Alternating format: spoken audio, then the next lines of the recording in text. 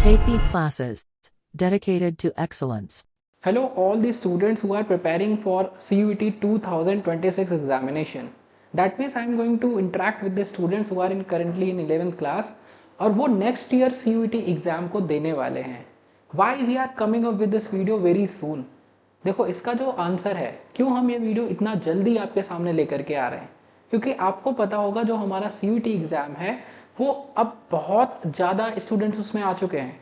Every students who is after 12th, जो भी अपना 12th कंप्लीट करते हैं वो इस एग्ज़ाम में अपेयर होते हैं. तो इसके लिए हमें तैयारी भी बहुत अच्छी करनी पड़ती है. आप समझ गए, इसके लिए हमें प्रैक्टिस बहुत अच्छी करनी पड़ती है. तो इसके लिए आज की क्लास में हमारा पहली बात तो क्या मोटो रहेगा, हमारा जो जनरल टेस्ट वाला पार्ट है, जनरल एप्टीट्यूड टेस्ट वाला पार्ट है, उसमें आपका एक सब्जेक्ट क्वांटिटेटिव एप्टीट्यूड, सेकंड आपका लॉजिकल रीजनिंग और थर्ड आपका जीके एंड करंट अफेयर्स का सब्जेक्ट होता है जो आपको जनरल एप्टीट्यूड टेस्ट के लिए तैयार करना होता है. अब अगर हम डोमेन सब्जेक्ट की बात करते हैं सीयूटी एग्जाम के लिए, तो डोमेन सब्जेक्ट आपके वो सब्जेक्ट होते हैं जो आप अपने क्लासरूम में पढ़ते हैं, जो आप अपने स्कूल में पढ़ते हैं.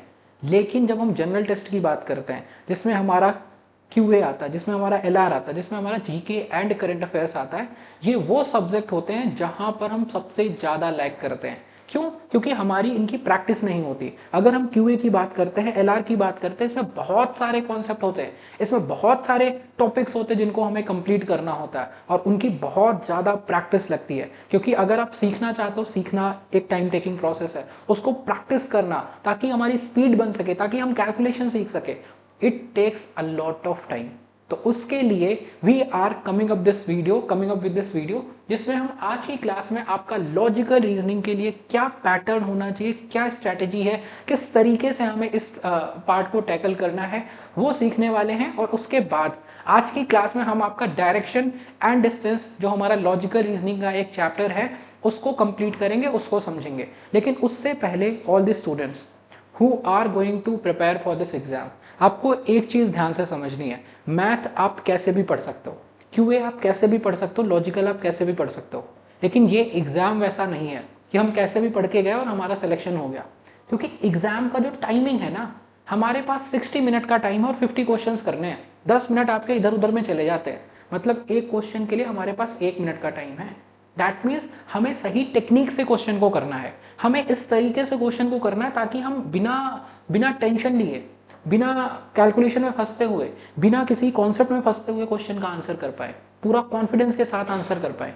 आप समझ गए? तो दिस इज व्हाट, यहाँ पे ये मैटर नहीं करता कि क्वेश्चन का आंसर कैसे आएगा, यहाँ मैटर ये करता है कि आप किस तरह से क्वेश्चन का आंसर निकालते हो. मतलब हमारे तरीके भी बहुत एफिशिएंट होने चाहिए कि हम किस तरीके से क्वेश्चन सॉल्व करते हैं. हो सकता है एक तरीका क्वेश्चन को सॉल्व करने को जिसमें आपका 3-4 मिनट लगता है, हो सकता है एक तरीका ऐसा होगा जिससे 3-4 सेकंड लगते हैं.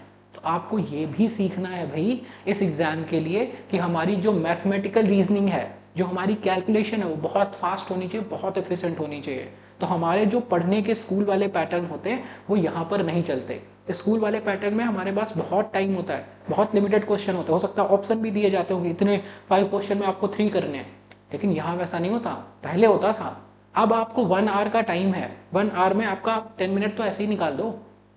फिर उसके बाद 50 क्वेश्चंस के लिए आपको 50 मिनट का टाइम है, 1 मिनट के अंदर क्वेश्चन को निकालना है. उसके बाद आप सोचो, आप इस एग्ज़ाम के लिए किसी एक सेंटर पे जाएंगे, वहाँ बैठेंगे, एग्ज़ाम प्रेशर होगा, हर चीज़ के बीच में इतने मल्टीपल टॉपिक्स हैं.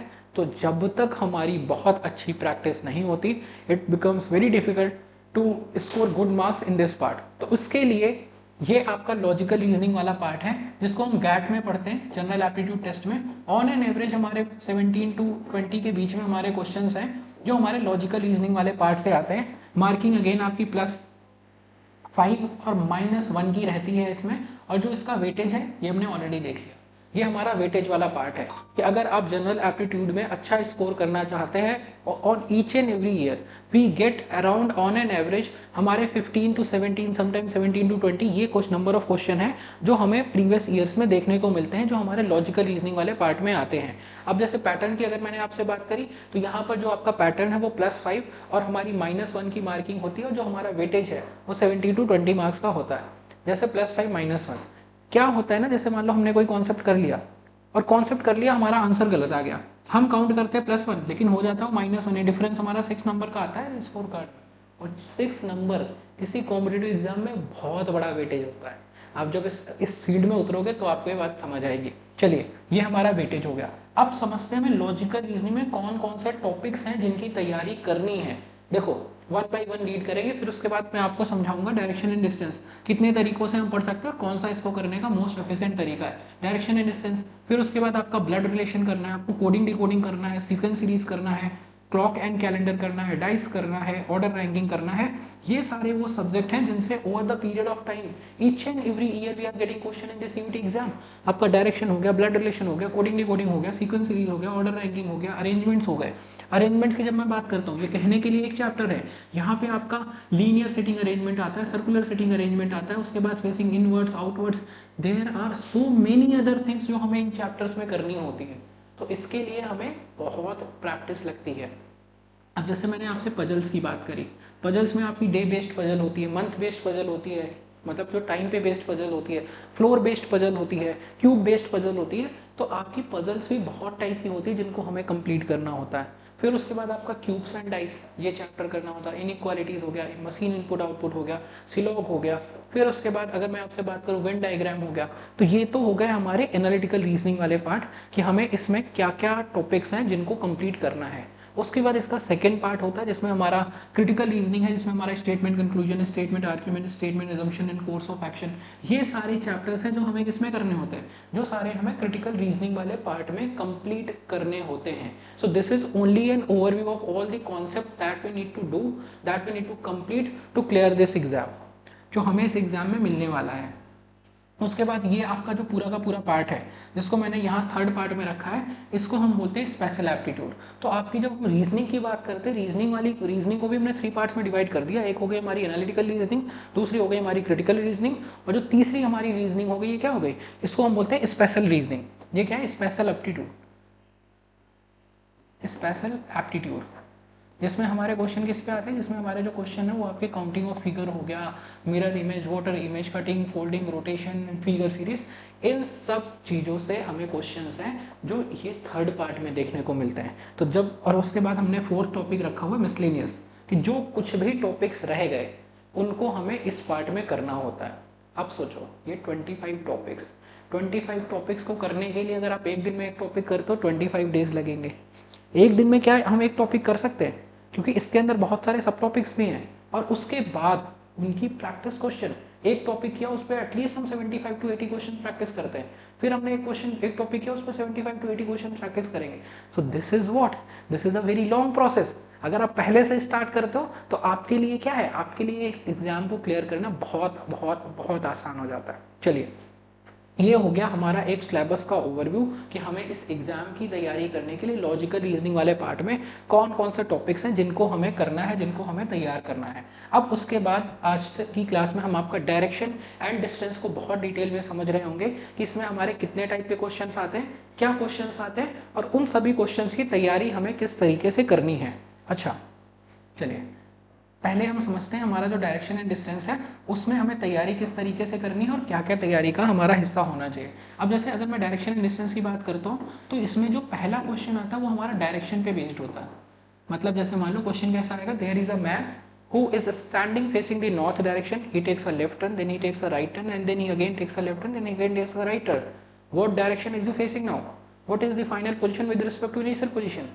तो ऐसे जो क्वेश्चंस होते हैं इनको हमने एक पार्ट में रखा, जिसको हम बोलते हैं questions which are based on direction. दूसरा टाइप का जो क्वेश्चन आता है वो हमारा बेस्ड होता है, अब डायरेक्शन में भी बहुत सारी चीज़ें आती हैं, लेफ्ट एंड राइट पे बेस्ड हो गया, clockwise and anti clockwise based हमारा हो गया, आप समझिए। तो ये सब कुछ अभी हम देखेंगे। दूसरा टाइप का जो क्वेश्चन होता है वो हमारा डिस्टेंस पे बेस्ड होता है, जिसमें हमें डिस्टेंस निकालनी होती है। फॉर एन एग्जाम्पल, एक पर्सन है वो एक पॉइंट से चलना स्टार्ट करता है, वो नॉर्थ में जाता है, फिर साउथ में जाता है, फिर ईस्ट में जाता है, फिर वेस्ट में जाता है, कुछ डिस्टेंस ट्रैवल करता है। तो उसने टोटल कितना डिस्टेंस ट्रैवल किया, या फाइनल और इनिशियल पोजीशन के बीच की दूरी कितनी है, डिस्टेंस कितनी है, ये हमारा सेकेंड टाइप होता है जिसको हमें लॉजिकल रीजनिंग में करना होता है। फिर हमारे जो थर्ड क्वेश्चन आता है इसमें लॉजिकल रीजनिंग में, वो हमारे क्वेश्चन होते हैं जो हमारे शैडो पे बेस्ड होते हैं, आप समझ गए। तो ये तीनों पार्ट्स हैं जो हमें इस पार्ट में करने हैं। डायरेक्शन हो गया, फिर उसके बाद आपका डिस्टेंस हो गया, और फिर उसके बाद आपकी शैडो हो गई। इन तीनों चीज़ों को हमें बहुत ध्यान से, बहुत अच्छे तरीके से समझना है आज की क्लास में। अब जैसे मैंने आपसे डायरेक्शन एंड डिस्टेंस की बात करी, you must be aware of this thing कि हमारी जो डायरेक्शंस है, this is nothing but the two dimensional representation of all these directions that are there. This is what, इसको हम, ये क्या है कि किस तरीके से हम डायरेक्शंस को टू डायमेंशनल फिगर में रिप्रेजेंट करते हैं। ये हमारी कौन सी डायरेक्शन हो जाती है, नॉर्थ डायरेक्शन। ये हमारी कौन सी डायरेक्शन हो जाती है, ईस्ट डायरेक्शन। ये हमारी कौन सी डायरेक्शन हो जाती है, साउथ डायरेक्शन। ये हमारी कौन सी डायरेक्शन हो जाती है, west direction. Then after that if I say the direction which is exactly between north and east, this direction will be called as northeast direction. This will be called as what? This will be called as northeast direction. Then the direction that is exactly between what? That is exactly between south and east. This direction will be called as southeast direction. This direction will be called as southeast direction. And then after that, direction which is exactly between north and west will be called as northwest direction, and the direction that is exactly between south and west will be called as southwest direction. Right? You don't need to remember all of these things once we are going to solve this question by the tricks. But एक basic idea तो हमें इन चीज़ों का होना चाहिए कि अगर मैंने आपसे बात करी डायरेक्शंस की, तो north, north east, east, south, south west, west और नॉर्थ वेस्ट, ये हमारी क्या हो गई, ये सभी की सभी हमारी डायरेक्शंस हो जाती हैं।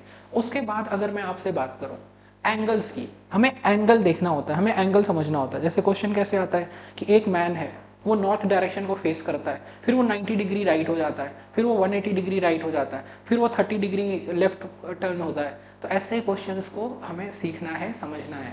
चलिए, इसके लिए हमें एंगल समझना होता है। अब जैसे अगर मैंने आपसे बात करी नॉर्थ एंड ईस्ट, ये वाले एंगल की अगर बात करूंगा, this is going to be 90 degree. अगर मैं ये वाले एंगल की बात करूंगा, this is going to be 90 degree. अगर मैं ये वाले एंगल की बात करूंगा, this is going to be 90 degree. अगर मैं ये वाले एंगल की बात करूंगा, this is going to be 90 degree. उसके बाद क्या, उसके बाद है ये, उसके बाद ये वाले एंगल हो गए। ये एंगल कितना होगा, which is exactly between north and east, तो this is going to be what, 45 degree. This angle will be 45 degree, this angle will be 45 degree, this angle is going to be 45 degree. I hope you guys understand all of that. This is the basic of it, 45 degree. Then after that, this will be called as 45 degree. This is going to be a 45 degree angle, and this is going to be a 45 degree angle.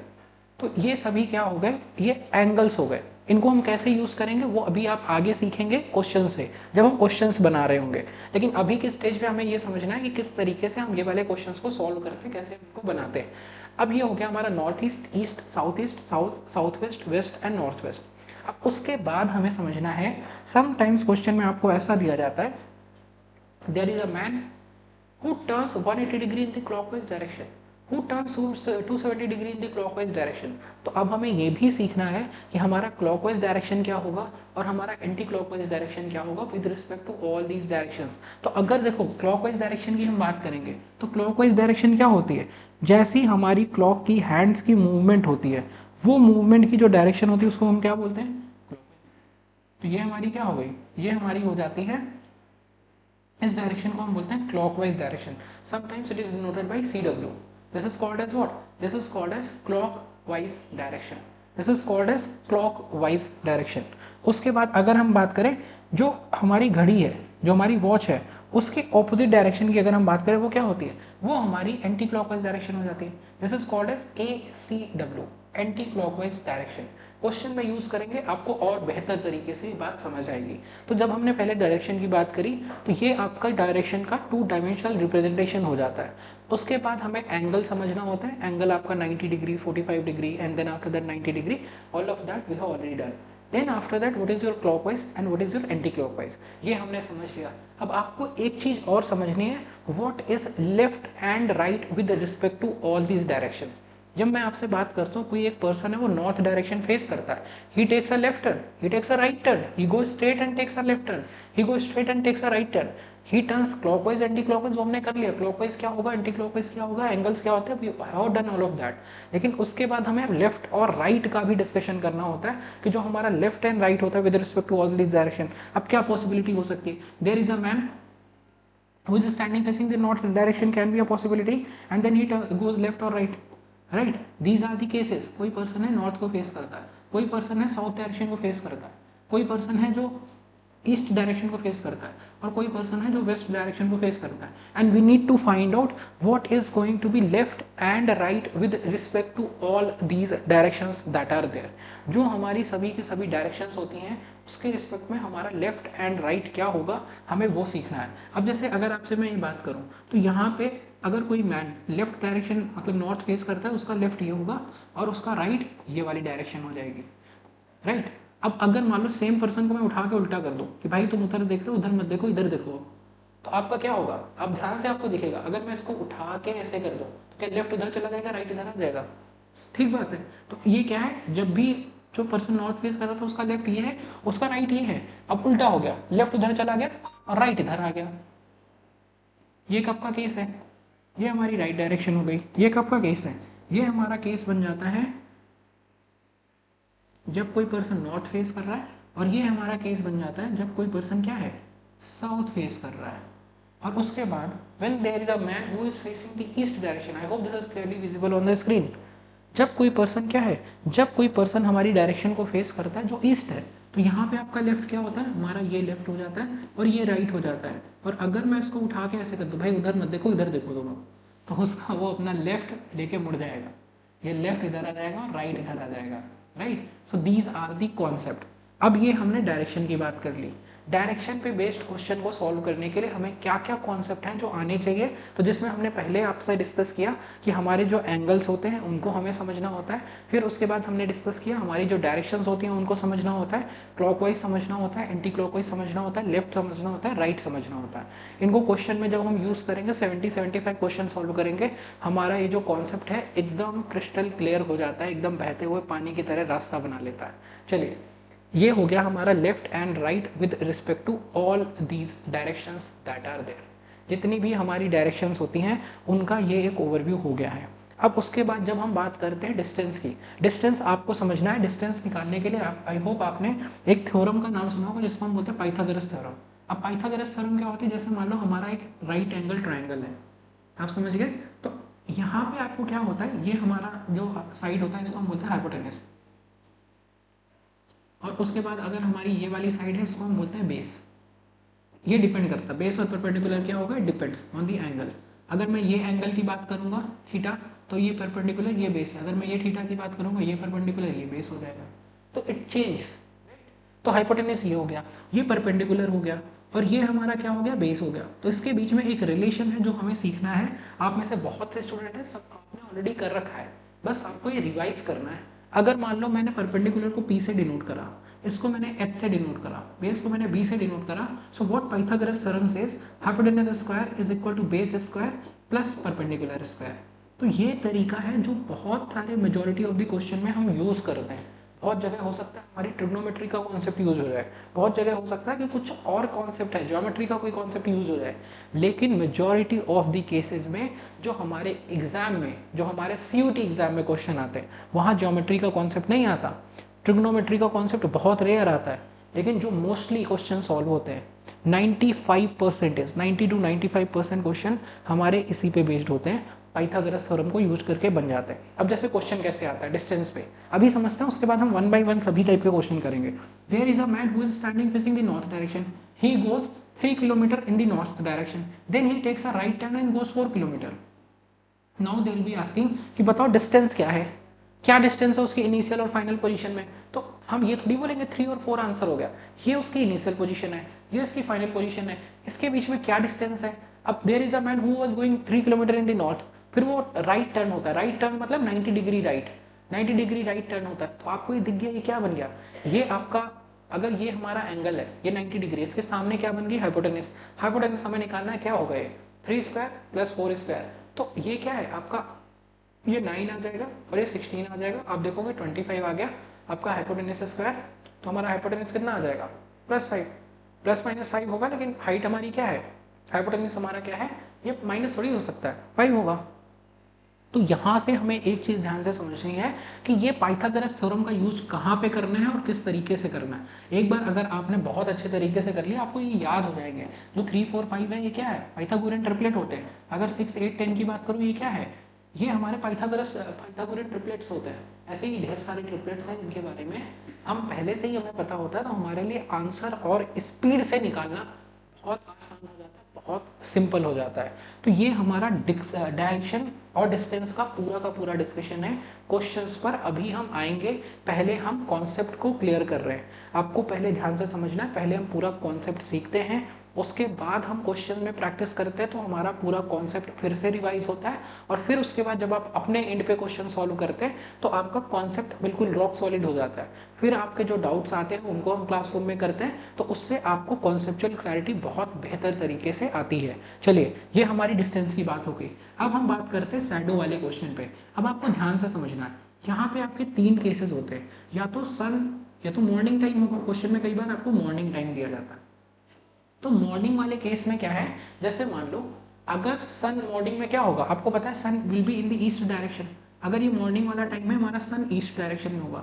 तो अगर हमारा sun east direction में, shadow will be going on west. ये क्या बात बता दी, कोई अलग बात थोड़ी है। अगर मेरा सन ईस्ट में, शैडो वेस्ट में जाएगी। शैडो कैसे बनती है, इधर से लाइट आई, मैंने लाइट को ब्लॉक कर दिया, अब जितने हिस्से में मैंने लाइट ब्लॉक करी है उधर वहां पे लाइट नहीं जाएगी और वहां पे मेरी शैडो बन जाएगी। तो अगर सन ईस्ट से आ रहा है तो शैडो तो वेस्ट में जाएगी ना। मैंने जिधर से लाइट को ब्लॉक किया मेरे पीछे शैडो बन गई।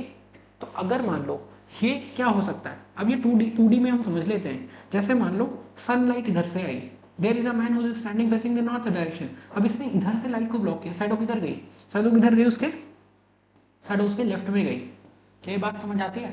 No matter what direction is facing now, sun अगर ईस्ट में है शैडो वेस्ट में जाएगी, सन अगर वेस्ट में शैडो ईस्ट में जाएगी। ये बात हमें समझ आती है।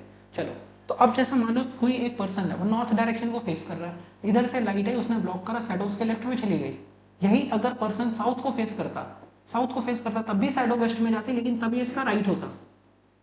क्या इतनी बात समझ आती है मालिक?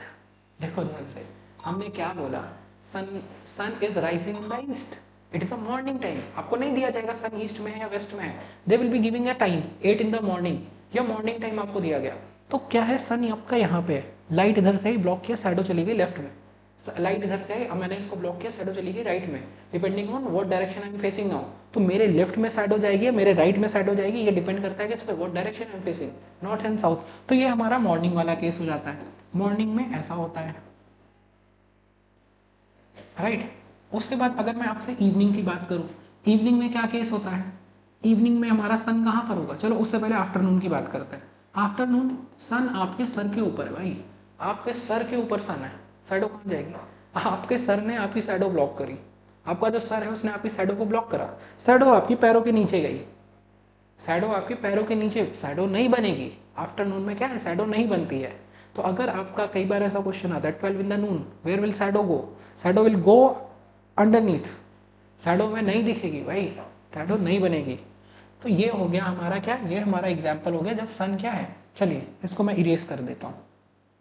उसके बाद बात समझते हैं, उसके बाद क्या है, इवनिंग टाइम। इवनिंग टाइम में आपको पता है भाई सन कहाँ होगा, सन हमारा वेस्ट में आ जाएगा, शैडो कहाँ आ जाएगी, depending on the person facing north और south.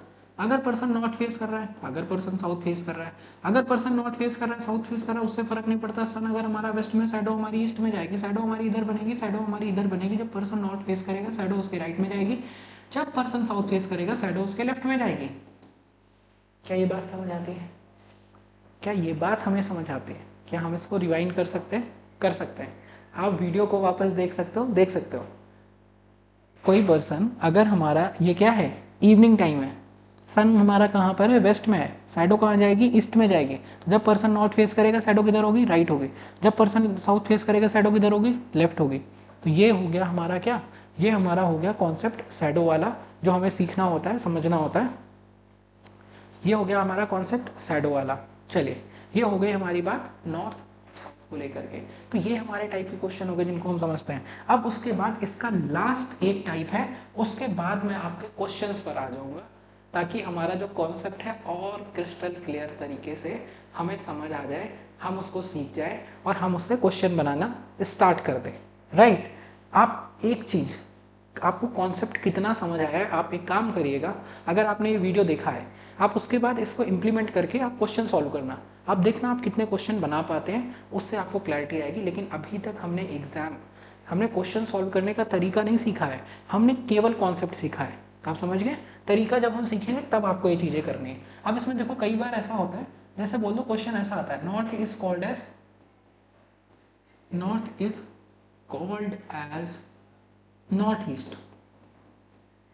North east, and south is called as south west, south is called as south waste.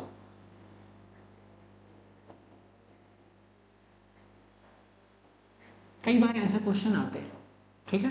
तो बहुत सिंपल है, आपको ये दिख गया भाई ये हमारा क्या है, ये हमारा पूरा का पूरा एक्सेस होता है। अब ये कह रहे हैं जो नॉर्थ है ना उसको हम नॉर्थ नहीं बोलते, उसको हम बोलते हैं नॉर्थ ईस्ट। अच्छा जी, फिर उसके बाद कह रहे हैं हम साउथ जो है ना, साउथ को साउथ नहीं बोलेंगे, हम उसको बोलेंगे साउथ वेस्ट। अरे साउथ वेस्ट बोलेंगे। अब ऐसे क्वेश्चंस को हमें कैसे करना होता है, आपको ये दिख गया कि जो एक्चुअल एक्सिस है उसको हमने क्या करा है, उसको हमने रोटेट कर दिया कितने डिग्री से, उसको हमने रोटेट कर दिया कितना डिग्री से रोटेट किया, ध्यान से देखो ध्यान से देखो ध्यान से, 45 डिग्री से क्या रोटेट कर दिया, किस डायरेक्शन में किया, क्लॉकवाइज डायरेक्शन में किया, किस डायरेक्शन में किया, क्लॉकवाइज डायरेक्शन में किया। तो अब हमारा जो भी क्वेश्चन आएगा उसका जो भी आंसर आएगा उसको हम 45 डिग्री क्लॉकवाइज रोटेट करके आंसर कर देंगे। चलिए ये हमारा हो गया कॉन्सेप्ट।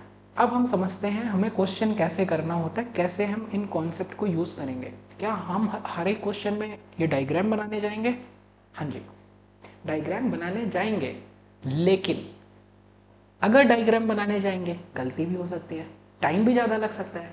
लेकिन अगर डायग्राम ना बनाए तो क्या हो सकता है? अरे हो सकता है भाई, यही तो सीखना है, यही तो खूबसूरती है लॉजिकल पढ़ने की, यही तो खूबसूरती है मैथ पढ़ने की, कि हम सही तरीका यूज़ करें।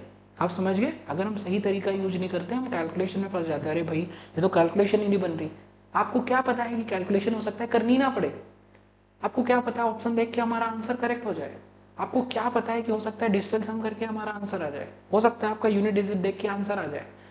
कैलकुलेशन से घबराना नहीं है, वो हमें सीखना है, एक प्रोसेस है जिसको हम सीखते हैं। अगर मैं किसी को बोलूँ 3597811 मल्टीप्लाइड बाई 528973 तो अब ये टाइम टेकिंग है, लेकिन हो सकता है आंसर आपका डिजिटल सम से निकल जाए, हो सकता है आंसर आपका यूनिट डिजिट से निकल जाए।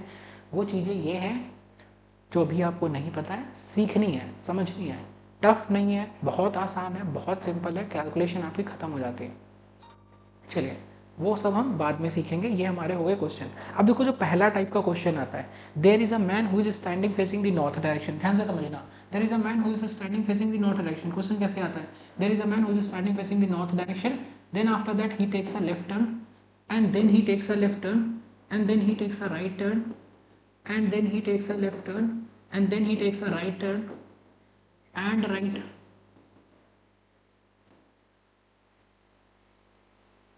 What direction is he facing now? क्या आपको क्वेश्चन समझ आया? What direction is he facing now? ध्यान से समझना, क्वेश्चन आपको क्या दिया गया, there is a man who is standing facing the north direction, he takes a left turn, then he again takes a left turn, then he takes a right turn, then he takes a left turn, then he takes a right, and then he takes a right. What direction is he facing now? अब ऐसे question को करने के there are multiple ways. मैं दो तरीके बताता हूँ, एक तरीका है आम जिंदगी और एक तरीका है मिनटॉस जिंदगी। पहले हम देखते हैं आम जिंदगी क्या है ऐसे क्वेश्चन को करने की। नॉर्थ, कोई एक पर्सन है वो क्या कर रहा है, नॉर्थ को फेस कर रहा है, ठीक बात है, वो लेफ्ट टर्न लेता है। अच्छा भाई लेफ्ट टर्न ले लिया उसने, फिर उसके बाद क्या बोला इन्होंने, अच्छा फिर से लेफ्ट टर्न ले लिया। अब देखो यहाँ पे आपको देखना पड़ेगा, ये डायरेक्शन है, मतलब जब इधर डायरेक्शन होती है लेफ्ट हमारा अपवर्ड्स होता है, जब इधर डायरेक्शन होती है लेफ्ट हमारा क्या होगा, डाउनवर्ड्स होगा। तो उसने फिर से लेफ्ट ले लिया। So man is facing north, he takes a left and then he takes a left and then he takes a right. ध्यान से समझना भाई, अब राइट कहाँ जाएगा, अगर ये डायरेक्शन होती राइट इधर होता, ये डायरेक्शन है राइट किधर होगा, ये होगा। उसने फिर से ये क्या है, उसने फिर राइट ले लिया। देखो this is visible on the screen, he takes a right, right left, he was facing north, he takes a left turn, he takes a left turn, then he takes a right turn. अब उसने right turn लिया, अब उसके बाद फिर से वो left turn लेता है। अगर मैं इसकी बात करूँ, ये लेफ्ट होता है, ये राइट होता है, लेकिन जब ये हम करते हैं ये क्या होता है, यहाँ पे ये राइट होता है, ये लेफ्ट होता है। फिर अगर वो लेफ्ट टर्न लेता है वो यहाँ पर आएगा, ठीक है। फिर उसके बाद फिर से उसने राइट टर्न लिया। अब ध्यान से देखो, आपका यहाँ पे राइट क्या होगा, ये होगा।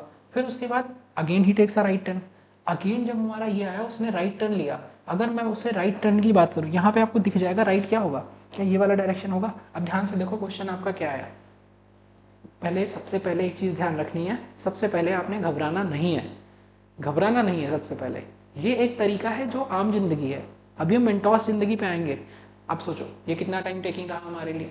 मैन नॉर्थ डायरेक्शन को फेस कर रहा है, फिर लेफ्ट गया, फिर लेफ्ट गया, फिर राइट गया, फिर लेफ्ट गया, फिर राइट गया, फिर राइट गया, नॉर्थ में था, नॉर्थ में आ गया वापस। अब ये क्वेश्चन करने में यहाँ टाइम लगेगा। मैं क्या बोलता हूँ, एक मैन है नॉर्थ फेस कर रहा है, left right left right left right, जिस डायरेक्शन में था वहीं रहेगा। एक लेफ्ट एक राइट को कैंसिल आउट कर देगा, एक लेफ्ट एक राइट को कैंसिल आउट कर देगा, एक लेफ्ट एक राइट को कैंसिल आउट कर देगा, एक लेफ्ट एक राइट को कैंसिल आउट कर देगा। कैसे हुआ? There is a man who is standing facing the north direction, he takes a left turn, अच्छा जी, फिर he takes a right turn, अच्छा जी, एक लेफ्ट एक राइट कैंसिल आउट हो गया, वो नॉर्थ में ही था, नॉर्थ में ही फिर पहुंच गया।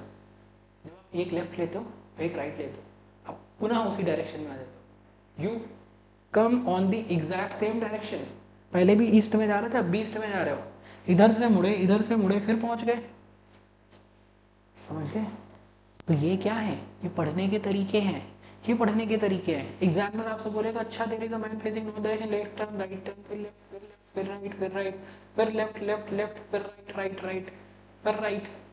अब एक स्टूडेंट होगा फिगर बनाएगा, एक स्टूडेंट होगा जो क्या देखेगा, अच्छा left right left right left right left right left right left right.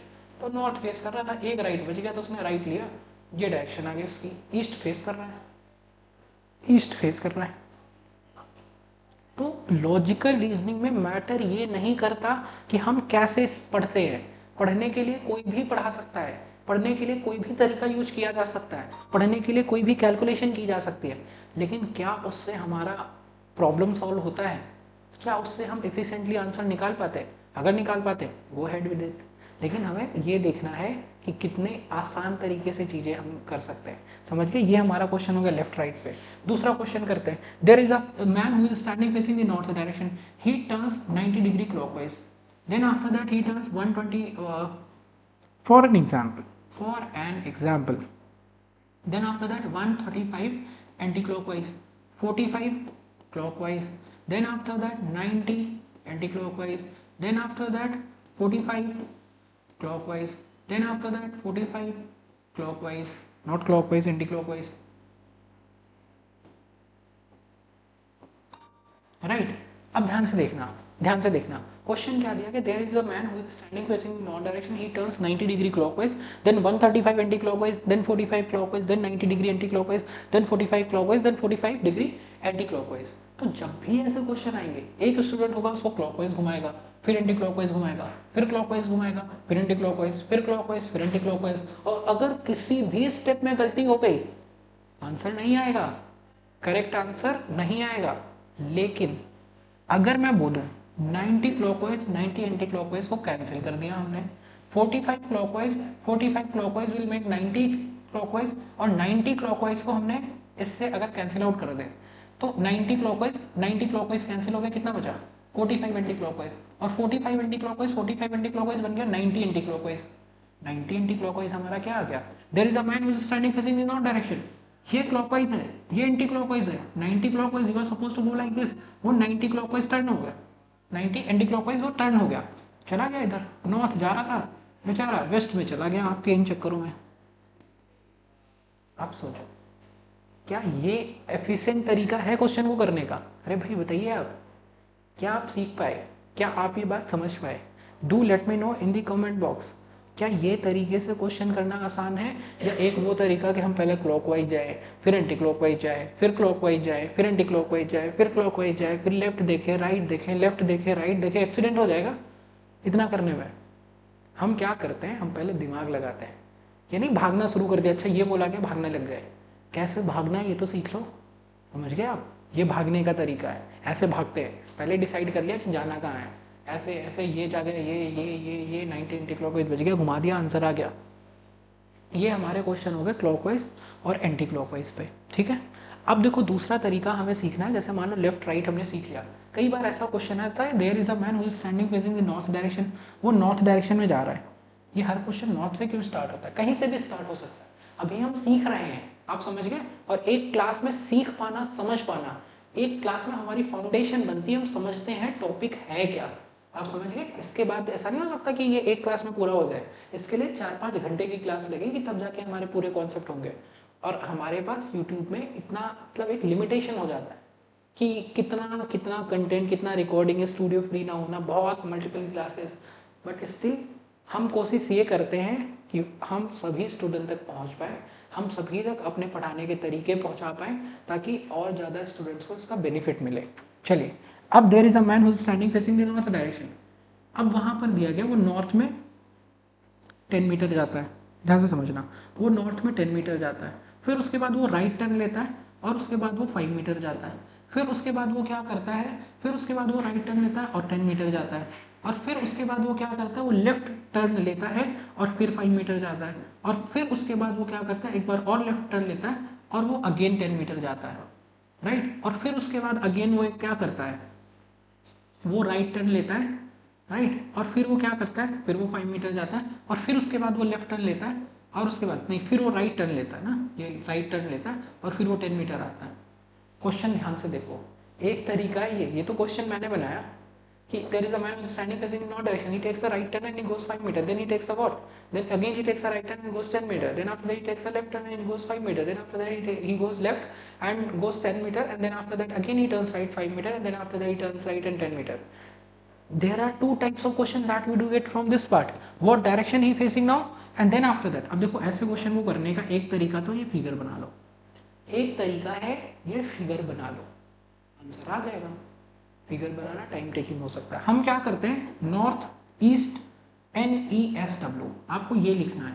उसके बाद आप ध्यान से देखो, 10 मीटर 5 मीटर 10 मीटर 5 मीटर जो भी दे रखा है, पहले दिया गया था नॉर्थ में वो 10 मीटर गया, नॉर्थ में 10 मीटर गया, फिर उसने क्या किया, फिर उसने राइट टर्न लिया, राइट टर्न लिया 5 मीटर, फिर उसके बाद उसने क्या किया, फिर उसने राइट टर्न लिया, तो इधर से इधर ये आपको ध्यान रखना, ये क्या है, ये लेफ्ट है, ये आपको क्या है, ये आपका राइट है। ये बात आपको समझ आती है, आप समझ गए, ये लेफ्ट है ये राइट है। तो नॉर्थ में था 10 मीटर, राइट गया तो ईस्ट में गया 5 मीटर, यहाँ दिख रहा है। फिर उसके बाद जब वो 10 मीटर राइट गया तो साउथ में गया। फिर उसके बाद ये क्या है, ये लेफ्ट है, लेफ्ट में 5 मीटर आ गया, लेफ्ट में 5 मीटर आया तो क्या हुआ, देखो ध्यान से, ये क्या हुआ 10 मीटर, फिर उसके बाद ये 5 मीटर, फिर उसके बाद ये 10 मीटर, और फिर उसके बाद जो 5 मीटर है वो क्या है, वो लेफ्ट आने के बाद है, तो लेफ्ट आने के बाद यहाँ पे 5 मीटर लिखो ना। अच्छा जी, हो सकता है बच्चों आपको कन्फ्यूजन हो, फिर से मैं बता दूंगा, बट आपको कंसिस्टेंट तरीके से पिच पे रहना पड़ेगा। आप समझ गए, एक अच्छा बैट्समैन वही होता है जो भले ही उससे रन ना बने, लेकिन वो कभी क्रीज छोड़ के नहीं जाता, वो वहाँ पे खड़ा रहता है, एंड तक अपनी टीम के साथ खड़ा रहता है। हार या जीत मायने नहीं रखती, हमें अपनी टीम का साथ, हमें अपना साथ इस एग्जाम के एंड तक देना है। चलिए, जब मैंने आपसे बोला there is a man who is standing facing the north direction, he goes 10 metre, then he takes a right turn and goes 5 metre, and then he takes a right turn goes 10 metre, then after that he takes a left turn. जब left turn की बात करेंगे वापस आया ना 5 metre, फिर उसके बाद यहाँ से फिर क्या हुआ, यहाँ से फिर लेफ्ट, फिर लेफ्ट मतलब ये क्या हो गया, फिर लेफ्ट आके वो 10 मीटर गया।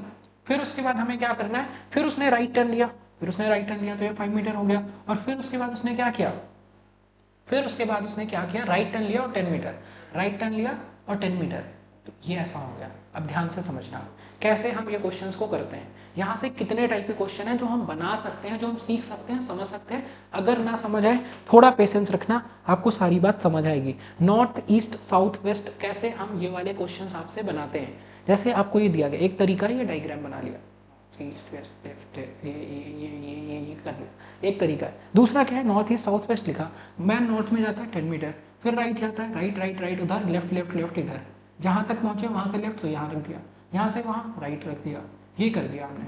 अब देखो ध्यान से क्वेश्चन कैसे बनते हैं। पहला क्वेश्चन होगा what direction is he facing now, उसकी जर्नी यहाँ पे खत्म हुई, वो कौन सी डायरेक्शन फेस कर रहा है, साउथ, यहाँ पे दिख रहा है साउथ फेस कर रहा है, साउथ फेस कर रहा है। दूसरा क्वेश्चन क्या बनेगा, कितनी डिस्टेंस पे है वो। अब डिस्टेंस कैसे निकालते हैं, अब ध्यान से समझना, हम नॉर्थ को साउथ से सब्सट्रैक्ट करते हैं, ये 10 मीटर ये 10 मीटर ये 10 मीटर ये 10 मीटर बैलेंस हो गया, जीरो हो गया, मतलब वो क्या है, नॉर्थ साउथ की डिस्टेंस तो जीरो हो गई। ईस्ट में दे रखा है कितना, ईस्ट में अगर हम इसको देखें 15 मीटर ईस्ट दे रखा है, तो अब मतलब ये क्या हो गया, ये पहली बात नॉर्थ को साउथ से सब्सट्रैक्ट करते हैं, ईस्ट को वेस्ट से सब्सट्रैक्ट करते हैं, तो ईस्ट में कितनी डिस्टेंस पे है वो 15 मीटर। ध्यान से देखो, ये 5 और ये 5, ईस्ट में वो कितनी डायरेक्शन पे है, वो 15 मीटर की डिस्टेंस पे है, कहाँ पर है, वो ईस्ट में है 15 मीटर की डिस्टेंस पर, वो ईस्ट में है 15 मीटर की डिस्टेंस पर, वो ईस्ट में है 15 मीटर की डिस्टेंस पर। तो हमें यहाँ से ये इस तरीके से भी हम क्वेश्चन निकाल सकते हैं। अब ध्यान से देखो, यहाँ पे हो सकता है कहीं पे आप लेफ्ट राइट में गलती कर दो, यहाँ कोई पॉसिबिलिटी ही नहीं है, सारी पॉसिबिलिटी खत्म हो जाती है गलती करने की, सारा स्कोप खत्म हो जाता है गलती करने का। तो जब हम इस तरीके से क्वेश्चंस को बनाते हैं, जब हम इस तरीके से क्वेश्चंस को सीखते हैं, it is not about making the question, it is about learning the good approach to go about the question. आप समझ गए? हमारा गोल ये नहीं होना चाहिए कि हमें क्वेश्चन कैसे बनाना है, हमारा गोल ये होना चाहिए हमें क्वेश्चन सही अप्रोच के साथ कैसे बनाना है, राइट? तो ये डिफ्रेंसिएशन आपको करना पड़ेगा और ये हमारा तरीका होता है। अब जैसे यहाँ पे हमारा वेस्ट ईस्ट आ गया, तो ईस्ट में 15 मीटर की डिस्टेंस पर वो है, ये हमारा आंसर हो गया। So these are the type of question that we do get in the direction part. और इसमें डिस्टेंस भी हमने समझ लिया। अब उसके बाद हमने, अच्छा शैडो हमने पहले ही समझ लिया था। शैडो में एक और कॉन्सेप्ट आता है जो हमें सीखना होता है, जो हमें समझना होता है। Where I can get that from, just give me a second. चलिए, ये हो गया हमारा क्वेश्चन जो हमारा पहले हमने किया, क्लॉकवाइज एंटी क्लॉकवाइज कैसे करना है, लेफ्ट राइट कैसे करना है, डिस्टेंस पे बेस्ड क्वेश्चन कैसे करने हैं। अब उसके बाद हमें समझना है शैडो पे तो वन मैन हमने फेस कर लिया। कई बार क्वेश्चन ऐसा आता है दो लोग एक दूसरे से बात कर रहे हैं, इसकी शैडो उसके लेफ्ट में बनती है, उसकी शैडो उसके राइट में बनती है। ऑल्दो हमारे सीयूईटी एग्जाम में ऐसे क्वेश्चंस बहुत कम आते हैं, ऐसे क्वेश्चंस बहुत मेजॉरिटी में नहीं आते हैं, लेकिन फिर भी हम ये तो नहीं करते भाई कि हमें क्वेश्चन पेपर मिल गया वही तैयार करते। हम तो हर एक पॉसिबिलिटी के लिए आपको तैयार करते हैं। क्वेश्चन पेपर कैसा भी आए, हमारे साथ जो बच्चे हैं उनको वो क्वेश्चन पेपर देख के कभी ये ना लगे कि यार ये तो सर ने नहीं कराया। आप समझ गए? तो उसके लिए हमें जो आ रखा है वो तो करते ही हैं हम, जो नहीं भी आ रखा वो भी सीखते हैं, वो भी समझते हैं, वो भी करते हैं। अब यहाँ पे एक क्वेश्चन हमने कर लिया कि अगर कोई दो पर्सन, एक पर्सन अगर फेस करता है उसके side left right north south, हमने कर लिया। दूसरा क्वेश्चन क्या है, अगर मान लो कोई दो लोग एक दूसरे को बात कर रहे हैं देखते हुए, आप ध्यान से समझना, कोई दो लोग हैं एक दूसरे को फेस करते हुए बात कर रहे हैं, और जो एक ही शैडो है ना, जो एक ही शैडो बी के लेफ्ट में बनती है, जो एक ही शैडो है वो बी के लेफ्ट में बनती है, जो एक ही शैडो है वो बी के लेफ्ट में बनती है, जो एक ही शैडो है वो बी के लेफ्ट में बनती है, जो एक ही शैडो है वो बी के लेफ्ट में बनती है, जो एक ही शैडो है बी के लेफ्ट में बनती है। What direction B is facing? What direction A is facing? If it is a morning time, ध्यान से देखो ऐसे क्वेश्चन कैसे करते हैं। तरीका है ये, तरीका सीखना है, बस हमें तरीका सीखना है, तरीका सीखना है। नहीं सीख पाए ज़्यादा अफसोस मत करिएगा। जब आप और मल्टीपल क्लासेस करते हैं इन टॉपिक्स पे तो आपको ये चीज़ें समझ आती हैं, आप सीखते हैं, आप समझते हैं, आपको तैयार हो जाता है।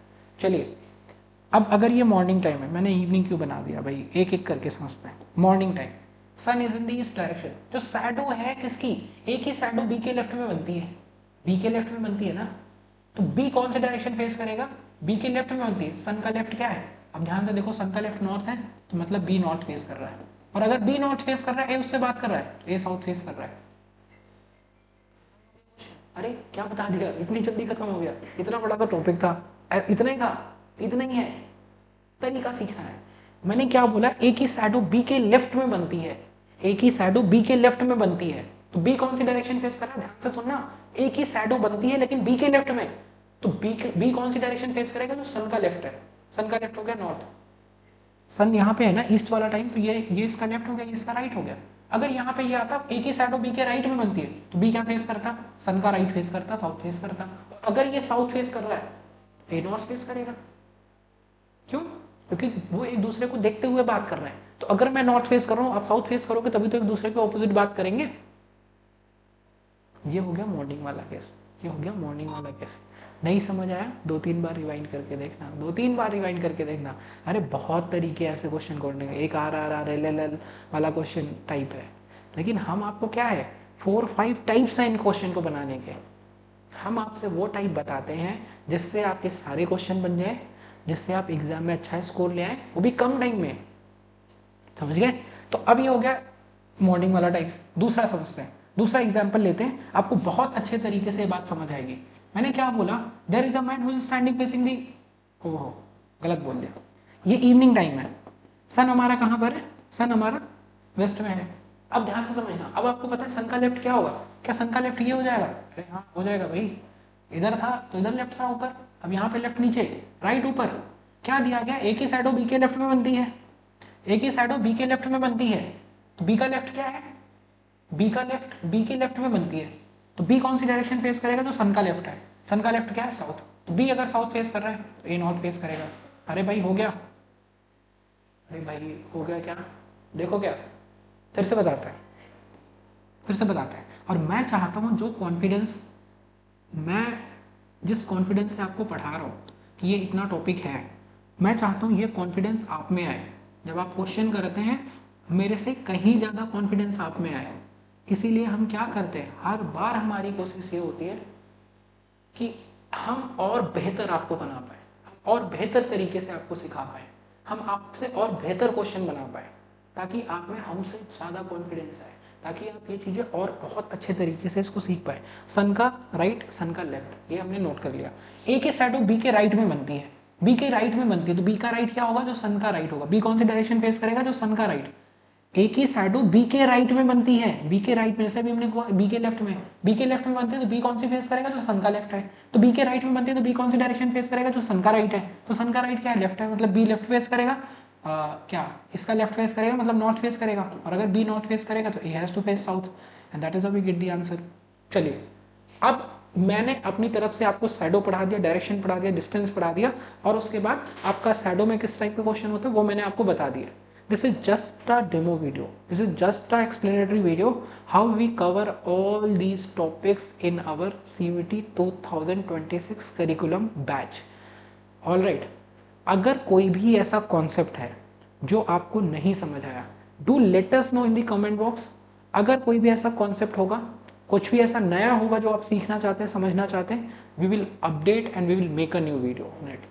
Just you need to be, you have to speak for yourself. You need to let us know what you want. You just let us know in the chat box. अगर कोई ऐसा कॉन्सेप्ट है जो आपको नहीं समझ आया, जो आप सीखना चाहते हैं, समझना चाहते हैं, just drop the your comment and we will read it out, we will answer there, and that's how we will connect it, right? तो एक चीज़ बच्चों आपको ध्यान रखनी है कि आपको एग्जाम को सही अप्रोच के साथ, हमारी अप्रोच ये नहीं होनी चाहिए कि हमें क्वेश्चन सॉल्व करना है, क्वेश्चन हो गया, नहीं, हमें सही अप्रोच के साथ क्वेश्चन सॉल्व करना है, ये हमें सीखना होता है, समझना होता है। And I again thank you so much for watching this video. I wish you all very best for this CUET 2026 examination. Wish you the best.